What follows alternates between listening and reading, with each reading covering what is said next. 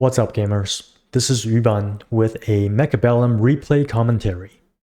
Today we are going to showcase a typical Tarantula asymmetrical push with a not so typical Titan unit to help with our aggression. Looking at these starting packs, I really like the missile spec with Tarantula Fangs.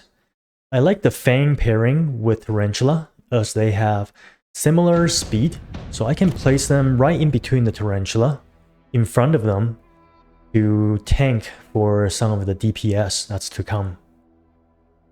And the missile spec, starting on round 2, we get 2 missile strikes.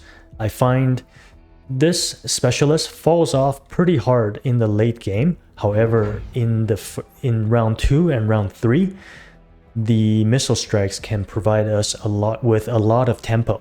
So I quite like it with aggro play. Our opponent is the Phantom Ray Master, a fellow YouTuber and a high MMR player who has taken down some of the best players in the world using HE War Factory.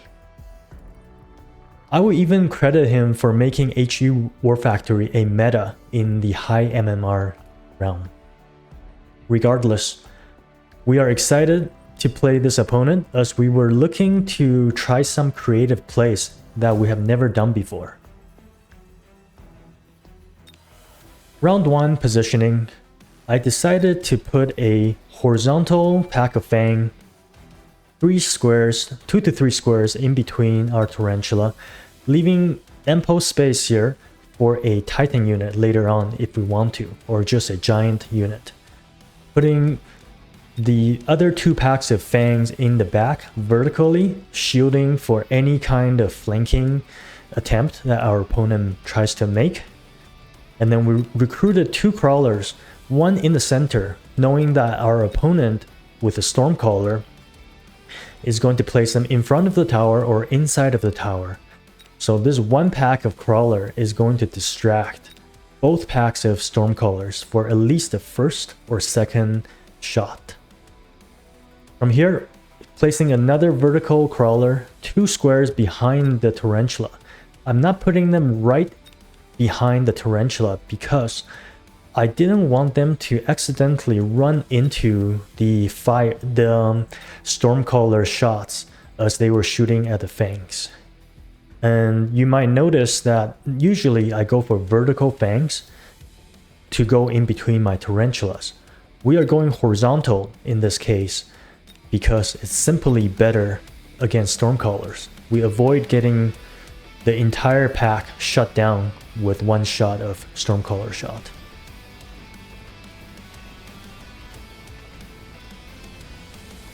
Opponent just went for 2 packs of crawlers behind the Fangs, going for a very conservative defensive posture.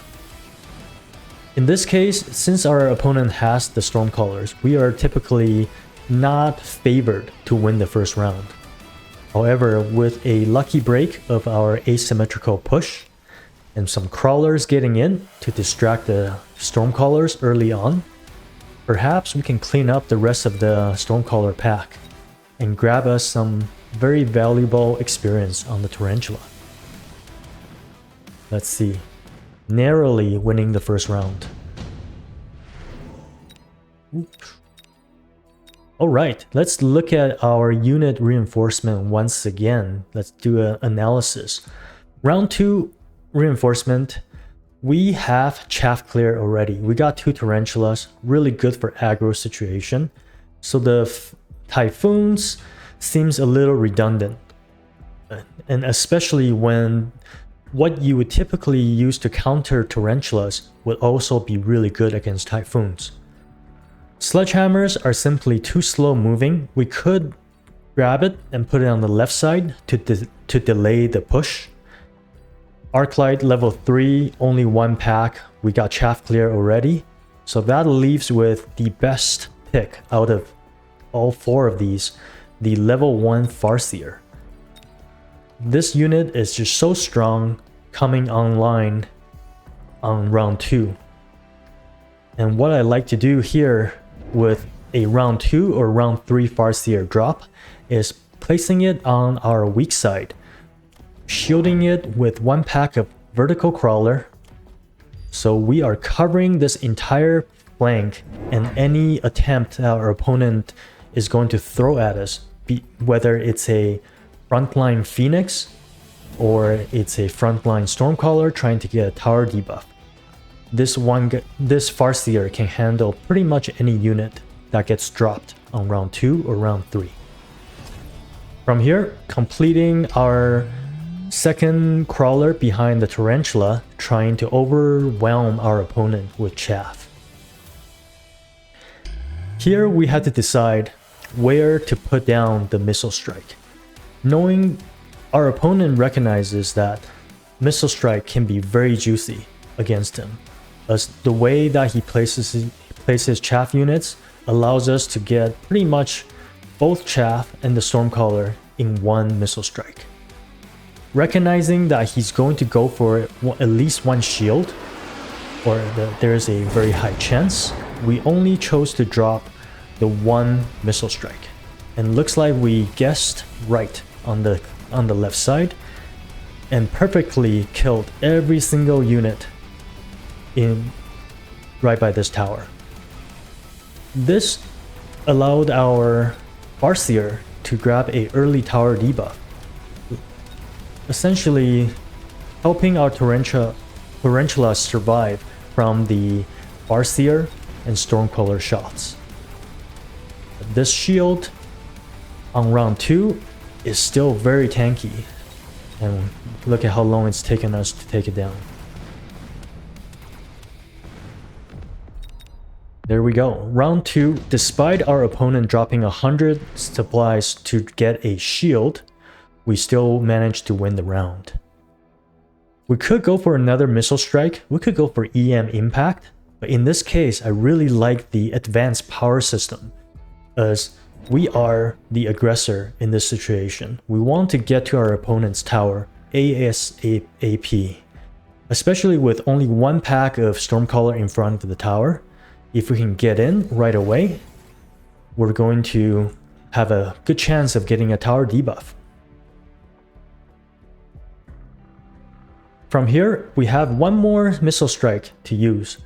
Here, we tried to play a little mind game, trying to dare our opponent not shielding this side again. So we chose to missile out the same side, while our opponent decided to utilize his specialist, the Fire Badger spec, to light our board on fire. This is something that he's known to really enjoy. And with the oil being dropped on round 3, that means he's going to get the oil back on round 7, which can be a turning point in that late into the game. From here, we decided to go for a Phoenix all the way here in the back. One, we recognize we need some additional anti-air on the right side because we have the Farseer on the left. And then we ran out of time, leaving 1 pack of Crawler dead center. And honestly, that's not even that bad of a place for us to be. With everything on fire, our opponent's Farseer and Stormcallers are going to have a heyday, locking onto our Tarantulas.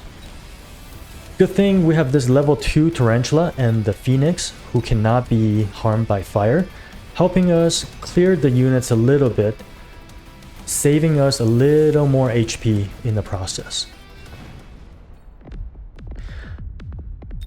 One of the viewers asked me to talk about more of from the perspective of our opponent.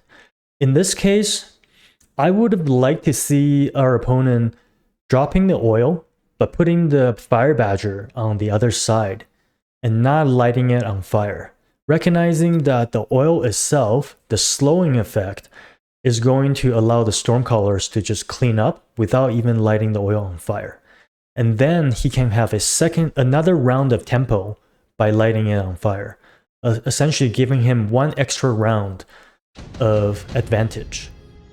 Not just something I would have liked I would have done. Round 4 reinforcement, shield airdrop is phenomenal for our opponent as we are missile spec. So these shield drops essentially just cancel out our missiles, making it really annoying. Not wanting to play any of these other cards, I decided to go for the shield airdrop myself, just because it's so much value. I think of it essentially as you're dropping a shield generator, but it comes back every 2 rounds. And in fact, it's actually stronger than our typical shield. Alright, here's the twist. Starting in this game, I thought, okay, our opponent is known to play War Factory. And he usually likes to drop it on round 4, round 5, especially if he is getting pushed and if he's losing rounds after rounds. So we decided, hey, you know what's really strong against War Factory and what could be really fun to play? Let's try the Mountain. Dropping it on round 4, we sold out of the Farseer to grab our efficient maintenance because we're so early in the game. I don't want to lose 150 every single round. And to be honest, I have never played the Mountain in serious games before. This will be the first time ever. And we decided to drop it on the left side right in front of the tower, thinking that there's no way one pack of level 1 Stormcallers can take down this big boy with 174,000 HP. Meanwhile, our left side, the Fire Badgers are locked on to our high level Tarantula, allowing our chaff to get through somehow and allow the Phoenix to clean up the rest of the board a little bit. But these Stormcallers in the back are simply way too strong, along with this level 2 Farseer. Grabbing this tower debuff, potentially even taking down our level 1 Mountain. Let's see how it goes. Oh my goodness, very close with the tower debuff, and with some nice shots, we're able to leave the Mountain alive with less than 10% HP. Round 5 reinforcement. Efficient tech could be interesting, although we already grabbed 2 technologies. Deployment module unfortunately cannot be used on a Titan. However, it still could be an interesting pickup for us to do some kind of funny business, trying to confuse our opponent. So we picked it up just in case we want it. We decided to place the Mountain right on the line last round because we wanted to make him overreact and deploy something strong and powerful on the weak side. We had planned all along to continue pushing this right side. This is where all of our chaff and chaff clear units are, and decided to pick up the second tech, Saturation Bombardment. I really enjoy this tech on the Mountain as it increases the splash damage by 3 meters, giving it an 8-meter splash. And every time he shoots out 16 shells of his missiles, the Mountain can essentially take out 1 entire pack of chaff or a medium-sized unit. From here, we grabbed 1 more Tarantula to place it in the corner. And we're on our way with our mobile beacon. Just pay attention to this guy here. Look at how much splash we're getting. We're going to clear pretty much this entire pack of Crawler in 1 shot. And then now that we're targeting on the Fire Badgers, they just don't even stand a chance. This tech has no nerf to the actual damage of our Mountain. And because we were able to force our opponent to spend 200 on lock, 400 melting point, 300 range enhancement, our opponent's right side became fairly weak in the process, allowing us to grab a tower debuff and push through. The question is, can we lock onto the melting point before it locks onto our mountain? Doesn't seem like it. With that, Raymaster strikes back and dealing quite a bit of HP damage to us. Round 6, Reinforcement. I'm a little afraid of a acid blast down here. However, in this case, I thought, hey, we have this forward shield for that exact reason. So we're just going to skip it. We place the deployment module onto our Tarantula that was deployed on the shallow flank, and we move it to the deep flank. When you move a unit that has already been teleported in on the flank, it doesn't require any teleport time on the second round. So this guy will just spawn in and destroy all the crawlers on the side here. Our goal here is to lock up the fire badgers in the back and pull everything behind the tower towards this guy, creating less chaff for our mountain to get in. This round we recognize, okay, our previous round we were able to trick our opponent by making him overreact on the left side. There's no way he's going to not deploy a melting point this next round. So what do we need against melting point? We need chaff. We need lots of crawlers, and this shallow flank crawler is going to be crucial to our success in this push. Whenever you put a giant unit in this front corner right on the line, this pack of crawler on the shallow flank is going to prevent a instant lock by any of the DPS units. And once the DPS units kind of targets on a few of the crawlers, you've given it time for your back line of crawlers to get in front, essentially creating an infinite loop of endless crawlers, locking up the DPS units. Let's see if this is how this is going to work out exactly how we intend it to be. Opponent grabbing the portable shield, placing these fangs in front, recognizing that an early tower debuff essentially spells doom for him. This time, forgetting about the missile strike, we were able to clear 2 packs of chaff and killing the stormcallers in this process. And look at this. This melting point has no chance locking onto the mountain, allowing this very speedy 12 meter per second mountain to get in and get tower debuff and take down some shields.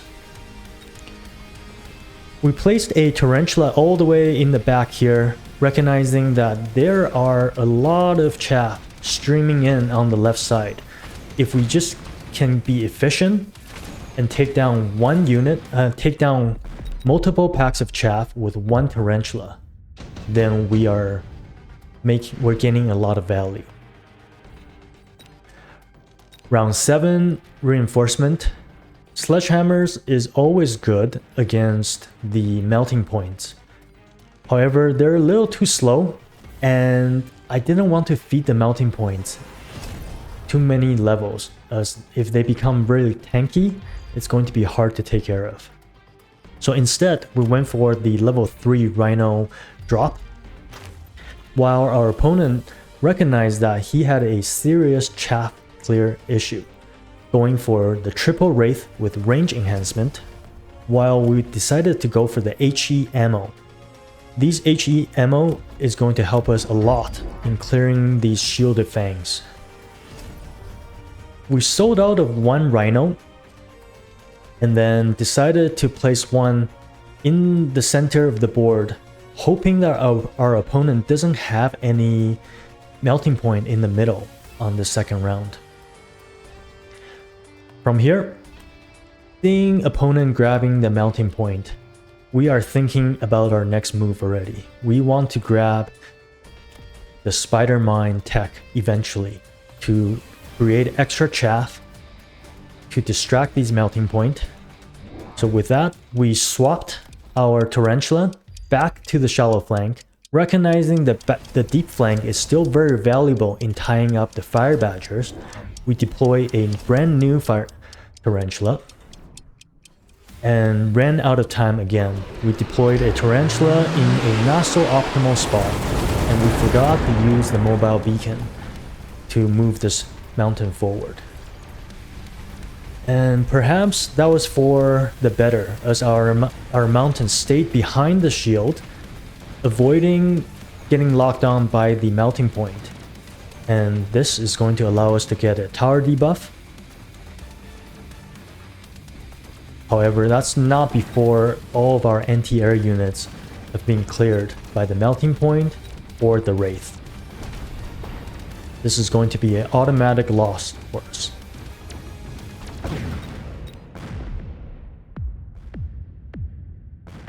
Opponent strikes back again, taking us down to killing range. Round 8 comes along. Nothing really game-changing, but we thought, hey, we're round 8, we have a Titan unit, about to hit level 2. Maybe we can go for the photon emission, in case our opponent goes for the electromagnetic barrage. So we shielded our tarantula with the haste module and hoping to hit this pack of prowlers too, making the fire badgers having a harder time killing them.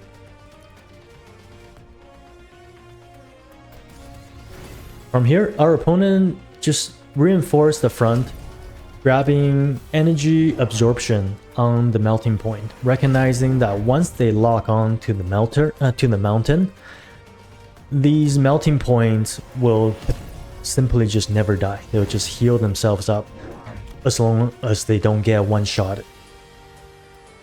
We noticed the wraith last round being a major problem, helping our opponent with chaff clear and also just taking down our phoenix at the end. So what we decided to do was getting double tech on our phoenix, grabbing range and charge shot, making these guys deal 16,000 damage per shot, essentially one-shotting the level 1 wraith. That is insane, if you ask me. This time, we got time to beacon our mountain a little bit forward. Man, look at this tarantula here. It's just such a waste of deployment.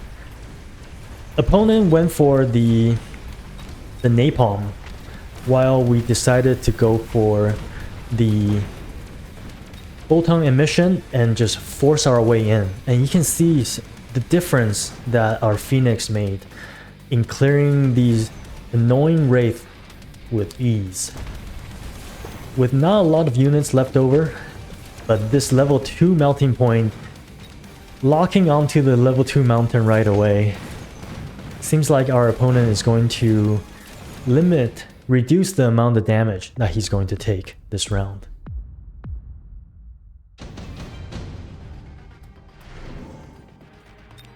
Going into round 9, this is likely the very last round. Sledgehammer shows up once again, and once again, I don't want them, as there's only 2 packs, and they're just going to die to the melting points anyway. Fortress, no good. Abyss, no good. Sandworm, no good. So, let's pick up a unit, sell it, and just reinforce everything we have. Because I feel like whatever we have right now, it's working pretty dang well. So let's just keep going with it. Opponent also picked up the Sandworm. Probably going to sell it. Here we go. And just reinforcing a lot more fangs in the front. And honestly, these shielded fangs are not so much of a problem for our HE tarantulas, as they shoot so fast. The shields simply just don't do that much. And here it is, level 1 War Factory. On the line, recognizing I'm not defending this tower because all your units are back here moving really slowly. So I just leave it at level 2. On our side, we decided to go for the gun-launched missile. This is essentially a rocket punch every 14 seconds. With a 25-meter radius of splash. Meaning, if this rocket hits anywhere near the fangs, either a melting point is going down, we're getting a tower debuff, or we're just killing an entire pack of fire badgers. Recognizing our Phoenix really worked out pretty well last round. Let's get one more Phoenix and grab the tech that we wanted to grab all along, the Spider Mine from Tarantula. Because we have these late arriving Tarantulas, we're hoping for multiple layers of chaff coming in, and for them to stay behind the mountains and just continue to produce spider mines. And look at this. Level 3 tower doesn't stand a chance to the rocket punch and the saturation bombardment.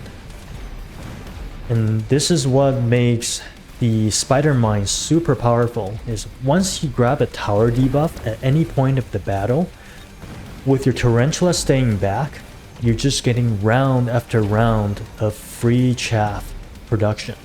And these chaffs explode in your face, dealing massive damage as well. Our opponent's melting points locked onto our level 2 mountain once again. Let's see if we can take it out. No, we do not. However, with the remaining Tarantulas and Phoenix in the air, looks like we're able to take the round and win the game against Ray Master in this very exciting, hyper-aggressive mountain Tarantula push. If you stay till the end of the video, we go through our opponent's perspective on how they could have won the game or won the last round. In this case, on the final round, we are down to 800 HP. Let's see. I think our opponent needs to prevent this early tower debuff, have some late arriving melters, and perhaps even try to get a tower debuff of our own. So let's try some tanky boys here. Let's go like this. Here. This melting point is very useless. By the time he swings around, everything's dead. Let's go. Can we elite recruit? Get this guy to level 4. We'll go for 1, 2. Let's get 2 melters, one all the way in the back. We need some guy here, and then maybe one here. Mobile beacon. Get an early tower debuff. Missile out this. Missile out this. This. Hurry, hurry. Oh, shoot. So slow. Let's see if this works. Nice missile. This guy's locked up quite a bit. But we are locked on to the mountains. And with a level 4 tower, we are able to just stay back and clean up the mountains for sure, and even the phoenixes. As everything gets locked onto the level 4 tower, the melters that are staying in the back easily clean up the round, actually dealing a tremendous amount of damage. Look at this, dealing 2k damage back to us. So that could have been dangerous. In summary, we started the game with our typical asymmetrical tarantula setup, leaving 7 spaces to the sideline and more than 7 spaces in between the 2 tarantulas, thinking this guy is known to play Titan units. That makes me want to play Titan units as well. From there, we grabbed a round 4 mountain with efficient maintenance, putting it right on the left side here on the line, hoping to cause a overreaction from our opponent. And by doing this, we successfully baited out a unlock on the melting point, a immediate range enhancement, and most importantly, we baited it to the wrong side, allowing our following turns to continue pushing the strong side where our chaff units and chaff clear units are. After a few rounds of back and forth, we solidified our tempo with charge shot, range, Phoenix against our opponent's Wraith. And then by using the Spider Mine and the Rocket Punch Mountains, we're able to get some favorable tower debuff timing, which allowed us to finish the game. And ultimately, this level 1 War Factory with HE ended up doing not too much to our board. Thank goodness. That was a super exciting game for us to play. I hope you enjoyed the game as much as I did. Until next time.